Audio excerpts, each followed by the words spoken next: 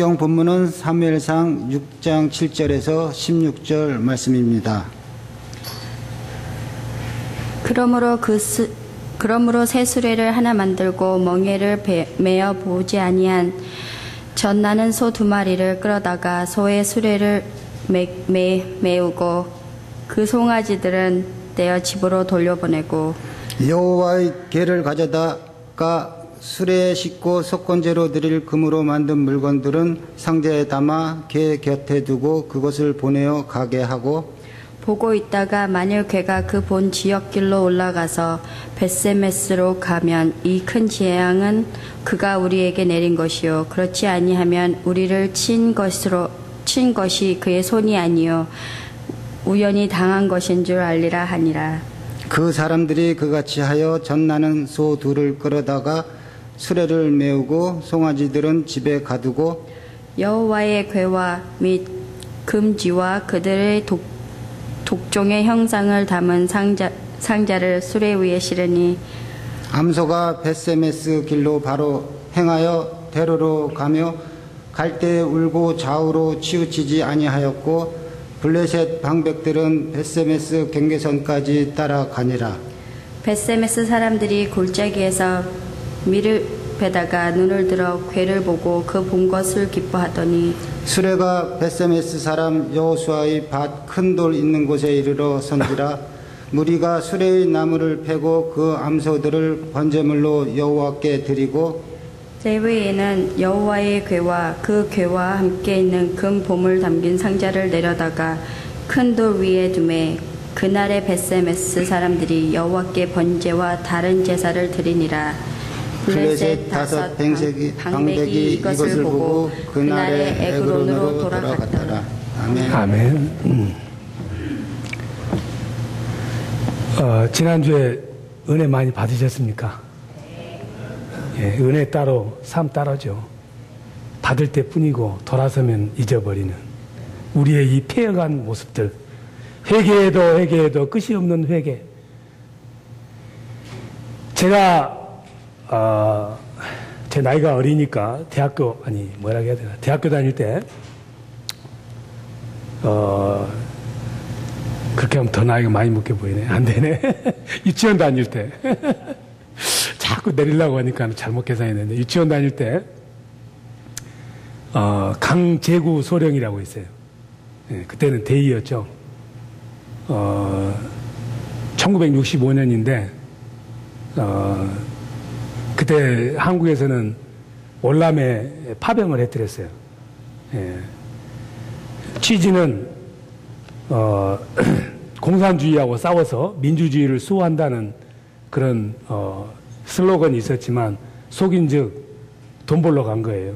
하도 나라가 가난하니까 전쟁터에 가서 봉급받은 걸 한국에서 쓰려고 그때 대통령이 그렇게 했는데 그때 파병됐던 군인들이 제가 알기로는 맹호부대, 청룡부대, 비둘기부대. 장로님이 보니까 비둘기부대인 줄 알았더니 맹호부대로 갔다 오셨다고 그러더라고. 공병이 맹호부대에도 공병이 있는 줄 알았을 처음으로. 근데 이 강제구 대위가 맹호부대 중대장이었습니다. 그래서 월남 파병하기 전에 마지막으로 실전 훈련을 하는데 거의 훈련이 끝나가는 무렵에 수리탄 투척하는 그런 훈련이 있었는데 군대 가면은 항상 2등병이 문제예요. 아무리 똑똑한 사람도 송충이 하나 달아놓으면 2등병 하면은 얼빵돼요. 하여튼 문제를 항상 2등병이 일으키는데 다 던지고 이제 2등병이 한 사람이 수리탄을 던지려면은 안전핀을 뽑아야 돼요. 뽑은 다음에 던졌는데 안전핀을 좀 투수가 던지듯이 잘 던져야 되는데 2등병이다 보니까는 겁이 나가지고 던졌는데 공중으로만 높이 올라간 거예요. 다시 그대로 떨어질 거 아닙니까? 뒤로 떨어진 거야. 그래가지고 중대원들이 있는 대로 수리탄이 떨어져가지고 언덕길에 대굴대굴 구는 거예요. 1, 2, 3 하면 팍 터지잖아. 이 사람이 강제구라는 사람이 그걸 보고는 발로 찰 수도 없고 이미 바닥에 떨어졌으니 송으로 집어서 던질 수도 없고 자기 몸을 날려서 그 수리탄을 덮쳤습니다. 덮치는 순간 수리탄이 터져서 좀 시적인 표현을 하자면은 그 온몸이 산화가 됐어요. 갈기갈기 찢겨진 거예요. 그 한 사람이 죽음으로 말미암아서 중대원 100명이 생명을 건졌어요. 우리가 어떤 일을 할 때 한 사람이 희생하면은 많은 사람이 편안하게 삽니다. 우리가 이처럼 죄악된 세상에서, 슬픔 많은 세상에서 그래도 위로받고 평안하게 살 수 있는 것은 한 사람 예수님이 십자가에서 돌아가셨기 때문에 우리가 이처럼 오늘날 이 땅에서 숨을 쉬고 살고 있고 하나님과 관계를 맺는 축복을 누리며 사는 줄로 믿습니다. 오늘 성경 본문의 배경은 이스라엘하고 블레셋하고는 눈만 뜨면 싸우는 거예요. 땅 따먹기 싸움이에요. 간단히 말하자면은 한 뼘이라도 땅을 더 차지하려고 팔레스타인, 오늘날로 치자면은 이스라엘과 팔레스타인이 유사이래로 싸우는데 어쩔 때는 이스라엘이 이기기도 하고 어쩔 때는 팔레스타인이 이기기도 하고 이스라엘이 영적으로 충만할 때는 백전백승, 이스라엘 백성들이 하나님을 떠나고 우상을 섬기고 영적으로 흐리멍텅해지면은 백전백패. 오늘 이 전쟁터에서도 백전백패했습니다. 1차 전쟁을 했는데 이스라엘 백성들이 전투하다 나가서 4,000명이 죽었습니다. 우리가 왜 전쟁에서 졌는가? 분석을 해본 결과 하나님이 안 계셔서 졌다. 하나님이 안 도와줘서. 하나님이 어디 계시나? 법궤에 계시지. 자, 다음 전쟁할 때는 법궤를 모시고 나가자. 그래서 성전에 있는 법궤를 끌고 나가가지고 전쟁터에 갔습니다. 소리를 쳤어요. 야, 너희들은 이제 죽었다. 법궤가 여기 있으니 하나님이 여기 계시기 때문에 너희들은 죽었다면서 야! 하고 소리를 질렀어요. 왜 그랬냐면은 여리고성을 정복할 때 여호수아서 7장에 나오는 이야기야. 여리고성을 7일간 돌다가 마지막 주일날은 안식일날은 7번 돌고 소리를 지르면은 여리고성이 무너진다는 그런 간증이 있었기 때문에 자기들도 법궤 앞에서 소리를 지르면은 블레셋 사람들이 눈 녹듯이 녹아줄 줄 알았어. 그랬는데 전쟁 결과는 어떻게 되느냐? 대패. 법궤를 끌고 갔더니 4,000명만 죽은 것이 아니라 3만 명이 죽은 거예요. 3만 명이 보통 숫자가 아닙니다. 3만 곱하기 4하면 얼마야? 12만. 가족들을 생각해 보면은 엄청난 비극이 발생하고 거기에 법궤 옆에 서 있었던 홈리와 비느하스라는 그 당시 제사장이었던 엘리의 아들들도 현장에서 죽었습니다. 그 소식을 들었던 대제사장인 엘리는 성전 문에 의자를 놓고 앉아있다가 뒤로 벌거덕 넘어져서 급사해서 죽었습니다. 왜 법궤가 전쟁터에 갔는데 하나님의 임재이신 법궤가 전쟁터에 있었는데 왜 전쟁에 패했겠습니까? 법궤에 힘이 있는 것이 아니라 그 법궤를 믿는 믿음이 우리가 승리하는 것이지 절대로 여러분들이 십자가 목걸이를 24금으로 해가지고 거기다가 다이아몬드 34캐럿을 촘촘히 박았다고 해서 하나님이 여러분을 보호하는 게 아니에요. 남루한 옷을 입고 살아도 믿음으로 사는 사람은 날마다 승리하는 삶을 사는 것입니다. 어쨌든 전쟁에 패하게 되니까는 법궤를 놔두고 다 도망갔을 거 아닙니까?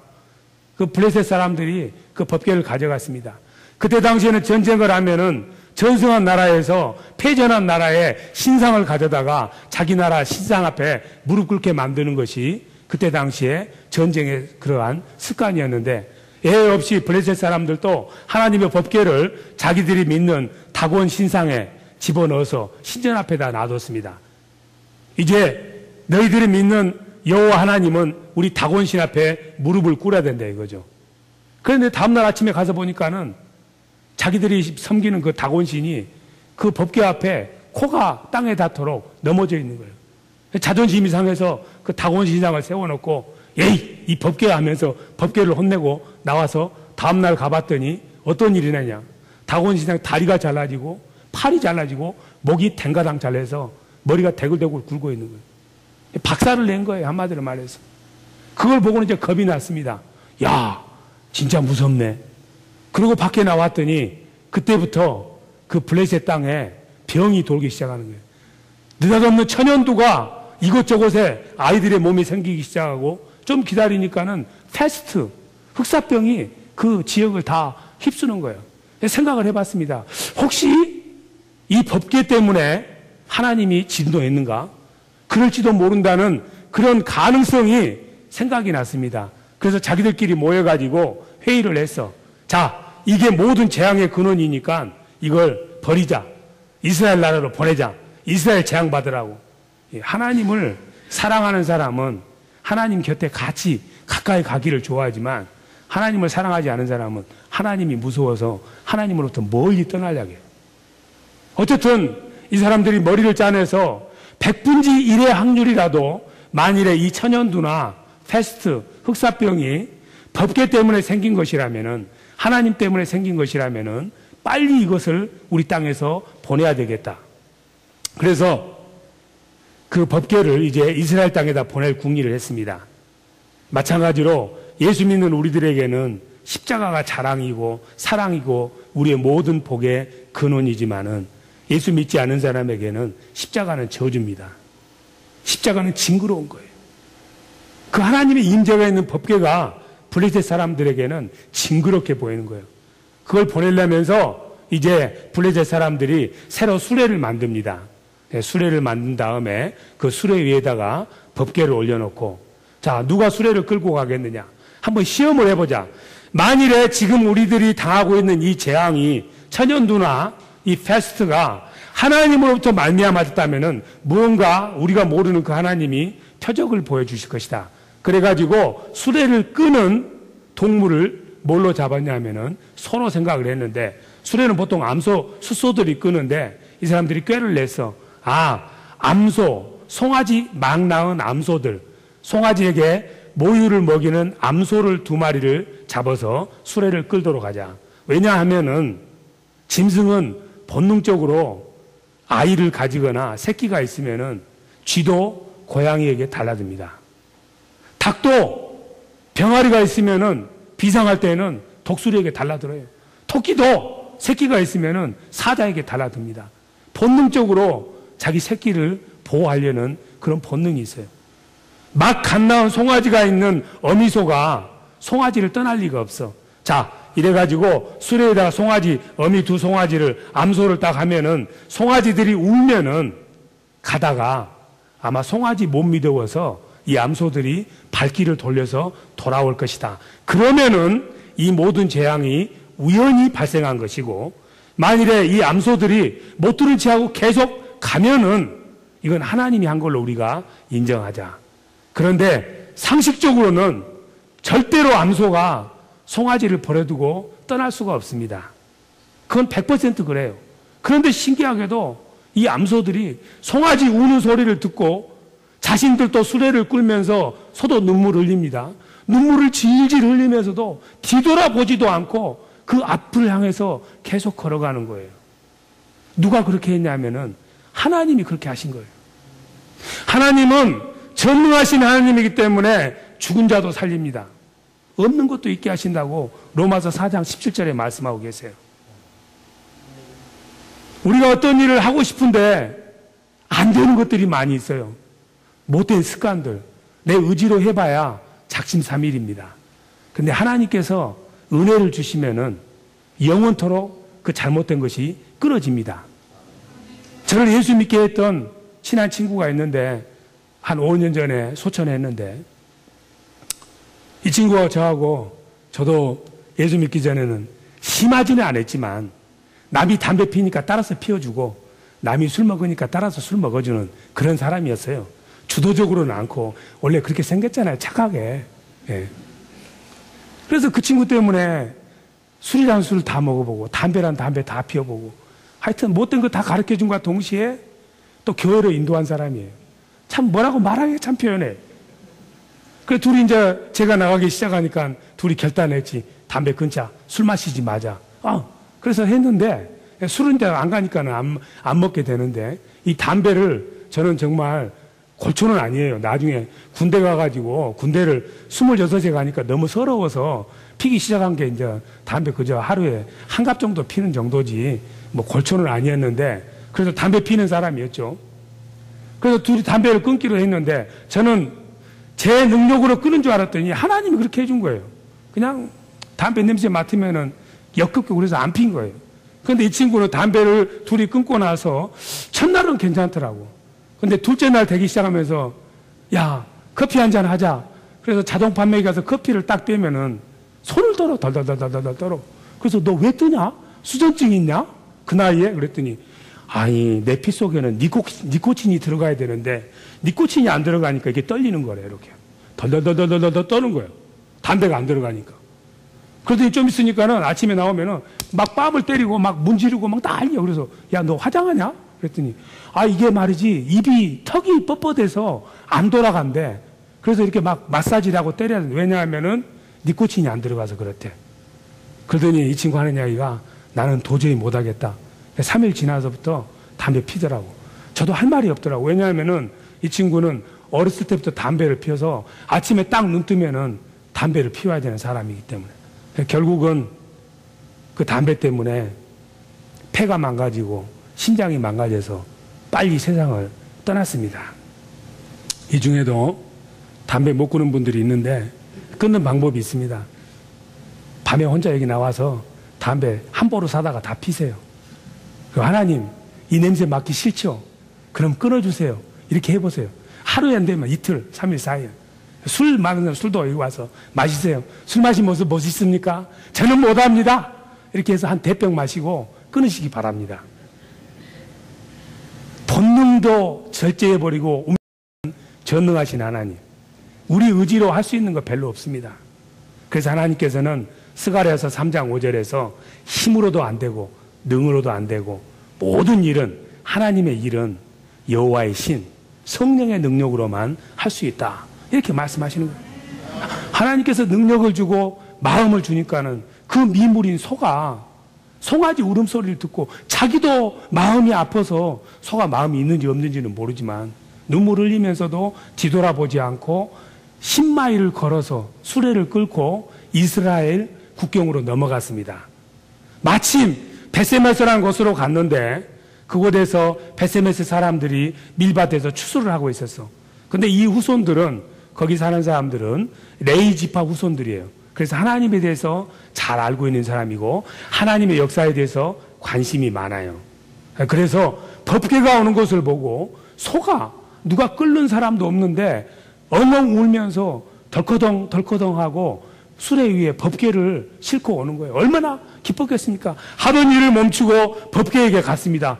우리가 그토록 기다렸던 법궤가 7, 8개월 만에 다시 돌아오시다니 너무 감사합니다. 하나님 너무 감사합니다. 그리고 그 법궤를 바위에다 올려놓고 수레를 장작으로 도끼로 패가지고 장작을 만드는 거예요. 수레를 그냥 개패듯이 패가지고 말이 좀 험합니다만은 요즘은 이렇게 말을 험하게 안 하면 충격을 안 받으니까 험하게 안 해요. 수레를 그냥 머패시티 패버렸다고? 개패시티 패 장작 도끼로 박살을 낸 다음에 그것을 때깔로 만드는 거예요. 가만히 보니까 이 사람들이 법궤가 돌아오니까 그동안 하나님에게 하나님을 올바로 믿지 못했던 것에 대한 회개하는 마음이 있어서 제물을 드리고 싶은 거예요. 번제물을. 번제물을 무엇을 드렸냐면은 바로 그 수레를 끌고 온 암소를 잡은 거예요. 암소를 때려서 죽인 거예요. 아마 미국에 있는 동물 애호단체에서는 이런 일이 있으면은 백악관 앞에서 데모할 거예요. 해도 너무하지. 엉엉 울면서 너희들이 그처럼 귀하게 여기는 법궤를 끌고 온 황소에게 암소를 맹물이라도 대접해 주거나 여물이라도 줘야 되는데 그 암소를 그냥 죽이는 거예요. 멱을 따서 죽인 다음에 그냥 죽이는 거라서 끝나는 것이 아니라 그 수레로 만든 장작 더미를 불을 태워서 그 위에다가 번제로 암소를 바치는 거예요. 말이 안 되는 소리잖아요. 그러면 그 송아지들은 어떠라고? 엄마 젖 못 먹은 송아지들은 어쩌라고? 그렇게 비정한 짓을 한 거예요. 우리 앞에 들으면은 이해가 안 되는 거예요. 짐승도 생명이 있는데. 그런데 이 사람들은 그 암소를 잡아서 수레도 박살냈을 뿐만 아니라 번제물로 드리는 거예요. 하나님에게. 뭐냐 하면은 하나님, 우리가 하나님에게 범죄한 것이 너무 많습니다.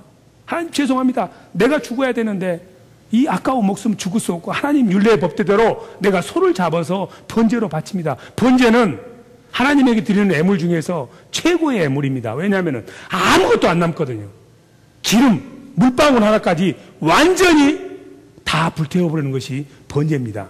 그 말은 우리가 하나님 앞에 회개하고 하나님 앞에 나갈 때는 완전히 우리의 모든 죄를 다 소멸하고 다 돌이키고 깨끗한 모습으로 나가야 된다는 것을 그 번제 드리는 모습을 통해서 우리에게 보여주는 것입니다. 이 암소가 무슨 죄가 있습니까? 사람들이 잘못한 것하고 소하고 무슨 죄가 있어요? 하나님께서는 우리를 불쌍히 여기셔서 우리가 반드시 다 죽어야 되는데 우리 대신에 구약에서는 짐승을 대신 바쳐서 우리 죄를 사해 주도록 했습니다. 이 죄 없는 암소는 뼈도 살도 창자도 눈도 꼬리도 발도, 그 옆에 누가 한국 사람들이 있었으면 분명히 꼬리를 살짝 도둑질했을 거예요. 집에 가서 꼬리곰탕 구워 먹으려고. 아무것도 남기지 않고 다 태워버린 거예요. 하나님 앞에 잘못했다는 것을 번제를 통해서 하나님에게 마음을 표한 거예요. 이 말씀을 들으시면서 어쩌면은 이 암소의 운명과 어떤 분의 운명이 비슷하다 하는 감동이 성경을 한두 번만 읽어보신 분들은 다 느낄 거예요. 아, 그처럼 억울하게 죽은 암소의 모습이 바로 예수님의 모습이구나. 암소는 억울하게 징발이 됐지만 예수님은 우리 죄를 사하기 위해서 저 높고 높은 하늘 보좌를 버리고 인간의 모습으로, 그것도 노예의 모습으로 이 땅에 오셔서 우리 죄를 사하기 위해서 이 땅에 왔는데 단 한 사람도 예수님을 하나님으로 대접한 분이 없습니다. 너무 서럽고 슬픈 삶이었어요. 그래서 누가복음 9장 53절에서 인자는 집도 없고 절도 없고 베개도 없도다. 새도 집이 있고 여우도 굴이 있지만 나는 슬픈 삶을 산다. 이렇게 말했잖아요. 그 슬픔 많은 삶을 사는 이 예수님을 우리는 어떻게 했느냐. 우리 죄를 사하게 오신 그분을 잡아서 십자가에다가 못 박아서 죽였습니다. 암소가 끌고 온 수레가 암소를 불태우는 장작더미가 되었듯이 예수님이 눈물 흘리면서 골고다 언덕을 끌고 갔던 그 십자가가 예수님을 못 박는 도구가 됐습니다. 그 십자가의 길을 걸어가시면서 한없는 통곡과 눈물을 흘렸어요. 암소들이 송아지를 생각하면서 눈물을 흘렸듯이 예수님께서도 죄 때문에 죄가 무엇인지도 모르고 하나님을 십자가에다 못 박는 폐역한 우리를 생각할 때 눈물이 앞을 가렸습니다. 3년 반 동안이나 열심히 가르쳤지만은 여전히 누가 더 똑똑하냐 하면서 도토리키재기 하는 그 제자들을 놔두고 이 땅을 떠난다는 걸 생각했을 때 예수님의 마음이 무너졌습니다. 그 골고다 언덕으로 올라가서 예수님은 온갖 저주와 욕설을 다 수치를 당하면서 발가벗겨져서 십자가에서 억울하게 돌아가신 거예요. 단 한 사람도 그 예수님의 죽음에 대해서 동정을 표한 사람이 없었습니다. 마땅히 죽어야 될 사람이라고 생각했습니다. 예수님께서 십자가에서 이렇게 돌아가셨기 때문에 우리가 하나님 앞에 나갈 수 있어요.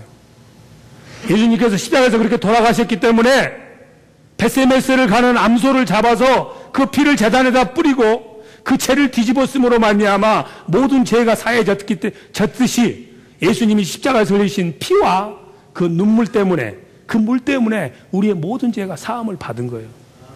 너희 죄가 주홍처럼 붉냐?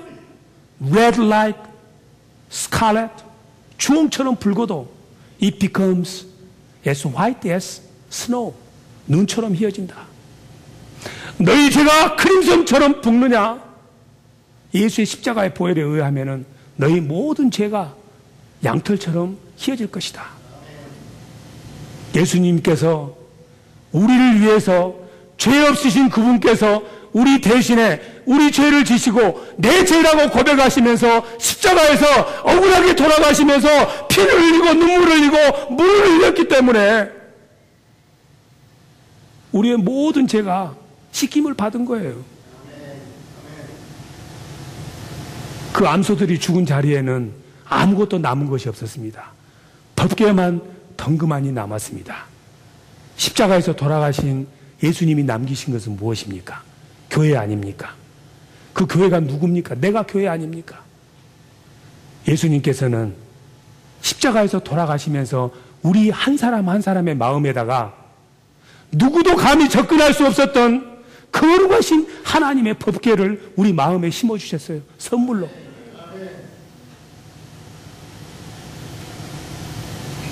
우리 마음속에가 법궤가 있습니다. 말씀이 있다는 이야기예요. 법궤에서 가장 중요한 것이 무엇입니까? 십계명 아닙니까? 두돌판. 그 돌에 쓰여진 그러한 하나님의 말씀이 아니고 이제는 우리의 육의 신비에 쓰여진 하나님의 말씀을 가지는 법궤. 그래서 우리들은 영어로 하자면은 Working Ark of Covenant. 영어 단어를 많이 아는 사람 뭐라고 해요? Working Dictionary라고 그러잖아요. 하나님의 말씀을 먹고 그 말씀을 우리 몸 안에 간직하는 우리들은 걸어다니는 법궤다. 그게 고린도후서 3장 3절 말씀이야. 그래서 우리를 보면은 거룩한 성전이다. 고린도전서 3장 16절, 고린도전서 6장 19절. 너희는 이제 하나님의 법궤가 있는 마음속에 있는 워킹 법궤로서 거룩한 성전을 우리에게 죽음을 대신해서 대가로 우리에게 남겨주신 것입니다. 이거 하나로도 우리 인생은 끝이야. 복 다 받았어요. 저주 멸망의 길로부터 축복받는 길로 간 거야. 이게 너무 감사한 거야. 이걸 아는 사람은 하나님을 향해서 벳세메스를 가는 환소처럼 암소처럼 살지 않고는 견딜 수가 없어. 왜? 예수 그리스도의 그 사랑이 너무너무 내 마음을 점이기 때문에. 고린도후서 5장 14절에서 사도 바울은 그렇게 이야기합니다. The love of Christ compelled me. 예수 그리스도의 그 십자가의 사랑이 나를 견딜 수 없도록 만드는도다. 내가 복음을 전하지 않고는, 이 십자가의 피 묻은 복음을 전하지 않고는 나는 견딜 수 없는 그 사랑이 나를 감고 하는도다. 이 사랑을 알았던 스데반은 복음 전하고 돌에 맞아 죽었습니다. 영광을 받은 것이 아니라 복음 실컷 전하고 수레를 실컷 끌고 가서 제물이 되었던 벳세메스로 가던 암소처럼 스데반 집사님은 세상 말로 하면은 개죽음을 당한 거예요. 그랬기 때문에 그 죽음 위에 사도 바울이 나올 수 있었던 거예요. 예수님을 배반했던 베드로는 예수님의 다시 용서를 받고 나서 나는 십자가에 똑바로 죽을 수가 없어. 죄송스러워서. 예수님을 부인했던 내 같은 죄인이 어떻게 십자가에 똑바로 죽을 수 있어? 나는 십자가에 거꾸로 매달려 죽어야 되겠어. 십자가에 거꾸로 매달려 죽었습니다. 그 예수의 사랑 때문에. 사도 바울은 평생을 나의 달려갈 것과 주께서 내게 주신 사명을 이루려 하면 내 생명을 조금 더 귀한 것으로 여기지 않는다는 사도행전 20장 24절에 고백을 했던 이 사도 바울은 인생 말년에 자기의 제자인 디모데에게 글을 썼습니다. 디모데후서 4장 5, 6, 7, 8절에 보니까 이제 내가 이 땅을 떠날 날이 멀지 않았다. 내게 남은 마지막 피 한 방울까지도 주님의 제단에 관제로 내가 올리기를 원하노라. 이 땅에서는 내가 비록 칼에 맞아 죽을지 모르지만은 하나님 앞에 서면은 의의 면류관이 내게 예비되어 있는 줄을 아노라. 아멘. 여러분들이 신앙생활 하면서 헌신하고 희생하는 거 남들이 알아주지 않을 수도 있습니다. 내가 사는 이 삶 속에서는 우리가 종말론적인 삶을 살기 때문에 우주적인 종말도 있지만은 개인적인 종말이 있기 때문에 내일을 알 사람이 아무도 없습니다. 내가 아무리 열심히 하나님을 위해서 헌신하고 희생했지만은 내가 살아있는 동안에 그 보상을 다 볼 수도 없을 수도 있어요. 그러나 우리의 마지막 마라톤의 최종 정착지는 이곳에서 죽는 순간이 아니고 하나님 앞에 설 때야. 거기 가서 멸류관을 받는 것이 우리의 하나님을 향한 헌신과 희생의 최종적인 목적입니다.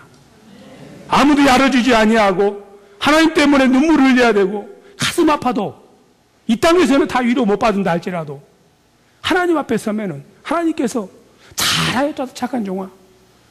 계시록 2장 10절에 그러잖아요. 의의 멸류관을 내가 너에게 주노라. 영광을 이래 주노라. 마라톤 선수가 중간에 멈추면 안 돼.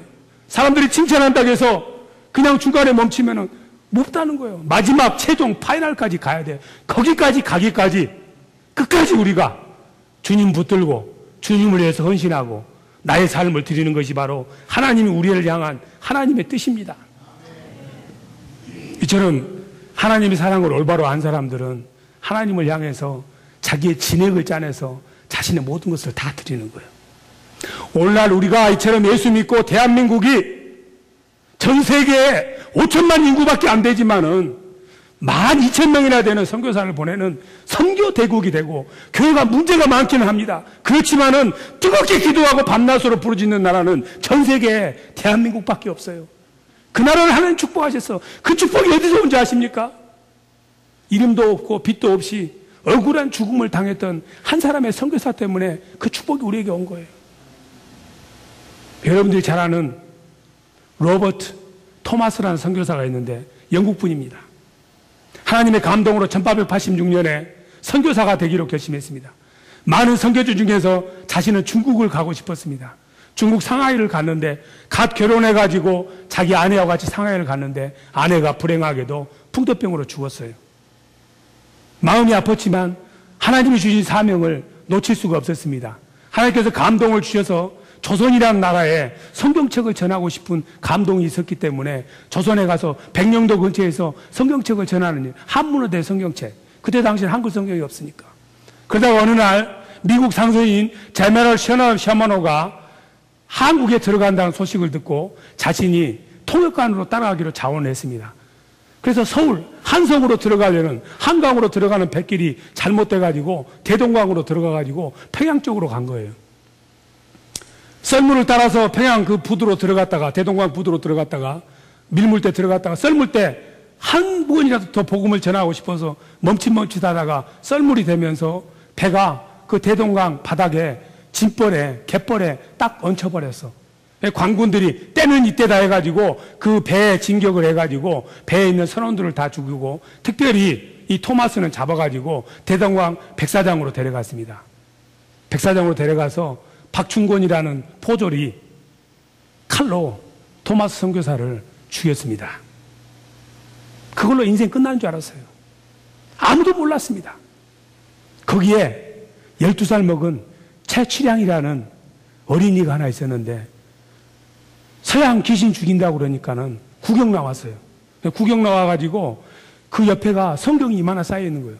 그래서 이 친구가 신기해서 성경책 3권을 살짝 주워서 자기 집에 가져가서 그랬더니 아버지가 이거 큰일 난다. 이 천주 믿으면 큰일 나니까 너 빨리 평양 가명에다가 이거 신고해라. 그래가지고 그거 가지고 평양 가명으로 갔더니 포졸이었던 이 박영식이라는 사람이 그 성경책 3권을 받았어. 그런 다음에 그 성경책을 자기 집에 가가지고 집을 새로 개조할 때 벽지를 발라야 되겠거든. 성경책을 보니까 종이가 너무 좋은 거야. 다 찢었어. 그 벽지로 더더 다 발라. 성경으로 벽지를 받는 거예요. 벽지를 다 발라놓고 이야 좋다. 한자로 써진 거 보니까 운치가 있었던가 봐요. 그렇게 집을 지었는데 나중에 이 12살짜리 최치량이 돈을 벌어가지고 그 박영식이라는 사람에게 그 집을 샀어요. 그 집을 산 다음에 그걸 이 사람이 길가에 집이 있어서 주막으로 만들었어. 그래서 밥하는 레스토랑을 한 거예요.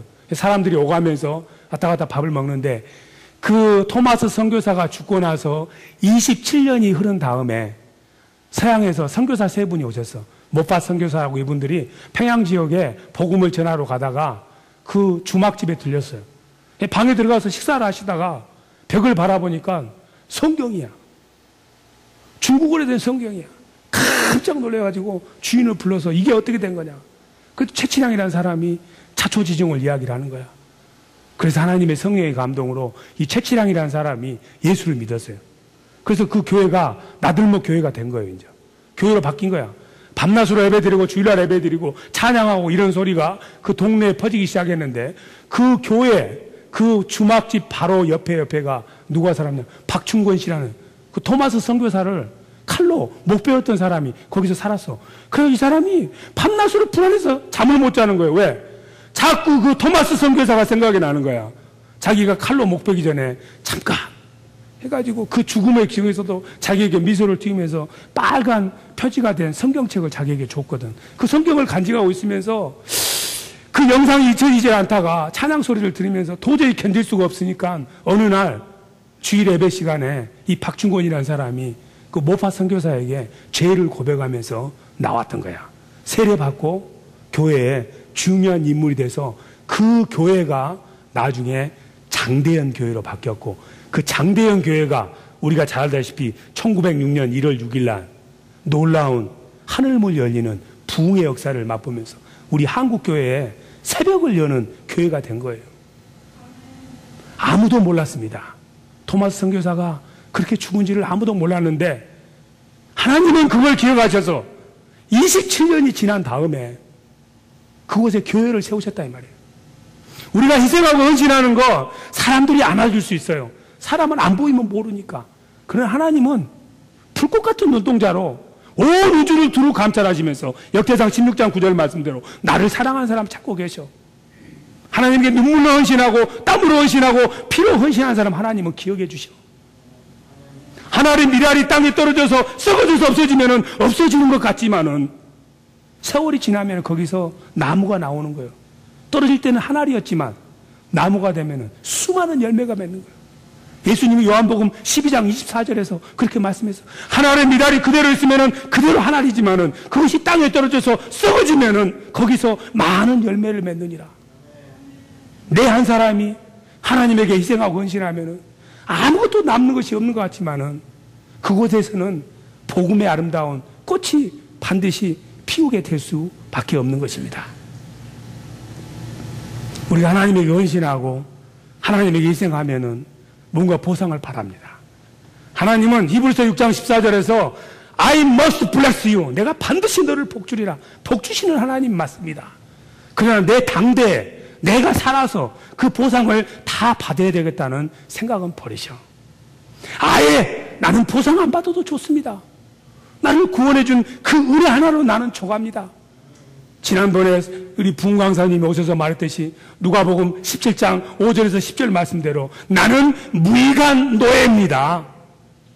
내가 밭에서 일하고 왔더니 주인이 밥을 먹고 있어서 밥을 줄까 했더니 너 저기 가서 일 좀 더 하다가 네 밥은 너가 만들어서 먹으라고 했을 때 섭섭한 마음을 먹지 않고 나는 무익한 노예로 내 할 바를 했을 따름입니다. 주인 감사합니다. 이런 마음을 우리가 먹고 살아야 되는 거예요. 헌신하고 희생해서 하나님이 축복 안 해주셔서 알아주지 않아서 섭섭한 정도면은 그래도 B 플러스 크리스천이지. 그런데 여러분들 땀 흘리고 눈물 흘리고 피 흘리고 희생하는 자리는 아무도 안 가려갑니다. 편안하고 좋고 즐겁고 유익하고 내게 유익이 있는 자리는 다 가고 싶어 합니다. 피와 땀과 눈물을 흘리기 싫어하지만은 그 피와 땀과 눈물의 열매는 먹고 싶어 합니다. 굳은 일은 예수님이 담당해야 되겠고 나는 좋은 복만 받겠습니다. 교회 나와서도 그렇습니다. 당신은 목회자니까, 당신은 장로니까, 당신은 권사니까, 당신은 안수집사니까 당신들이 다 해. 나는 평신도잖아. 그러면서도 장로보다 더 복받고 싶고 목사보다 더 복받고 싶은 도둑신보가 저와 여러분에게 있지 않습니까? 내 신앙의 현주소가 어디 있습니까? 내 신앙의 현주소가 어디 있습니까? 나는 내 순수한 신앙과 하나님 나라와 영광을 위해서, 교회를 위해서 한 번이라도 땀을 흘린 적이 있습니까? 눈물을 흘린 적이 있습니까? 피 흘리기까지 하나님을 위해서 헌신하겠다는 마음이 내 마음속에 있습니까? 그렇게 살아봤습니까? 그렇게 살 것입니까? 그런 생각을 해본 적이 있습니까? 그러지 않으면서도 나는 하나님 잘 믿는다고 착각하고 사는 것이 저와 여러분이 아닙니까? 하나님께서 오늘 이 말씀을 주신 이유가 정신 차려라. 너의 믿음의 현주소가 어디 있느냐? 양탄자만 찾지 마라. 피와 땀과 눈물이 없이는 하나님을 만날 수 없다. 우리 모두는 예수님의 그 피와 땀과 눈물로 우리 안에 거룩한 성전을 모시고 사는 사람입니다. 거룩한 삶을 살아야 됩니다. 예수님 닮은 삶을 살아야 되는 것이 우리의 운명입니다. 한 번도 하나님에게 물질도 올바로 들어본 적이 없고 시간도 올바로 들어본 적이 없고 몸도 올바른 적이 들은 적이 있으면 오늘 이 시간에 이 찬양하면서 주님 나를 용서해 주시옵소서 이렇게 하나님 앞에 간구하시기 바랍니다.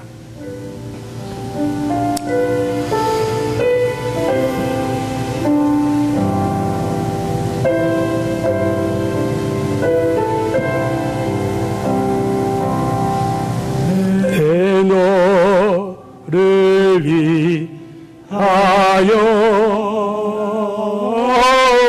몸 버려 피 흘려 내 죄를 속하여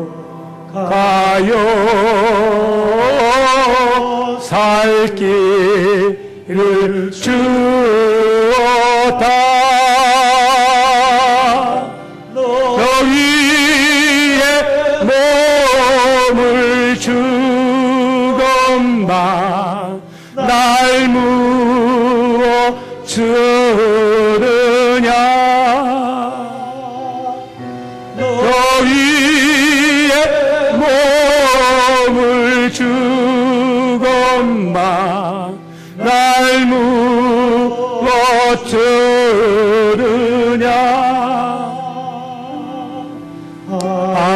아버지 보좌와 그 영광 떠나서 한같은 세상에 만 백성 거하려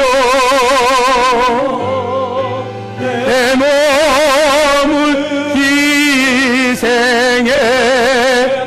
희생했건만 너무 못하느냐. 내 몸을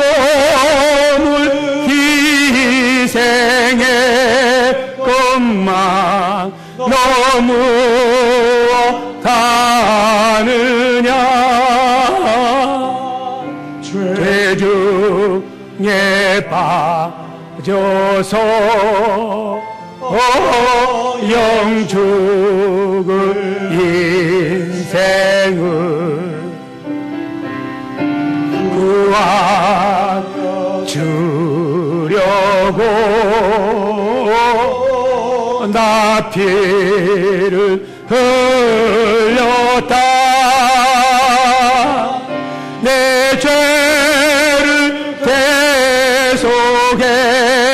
대속했건만 너무 못하느냐. 내 죄 대속했건만 너무 못하느냐. 이 시간에 한번 기도합니다.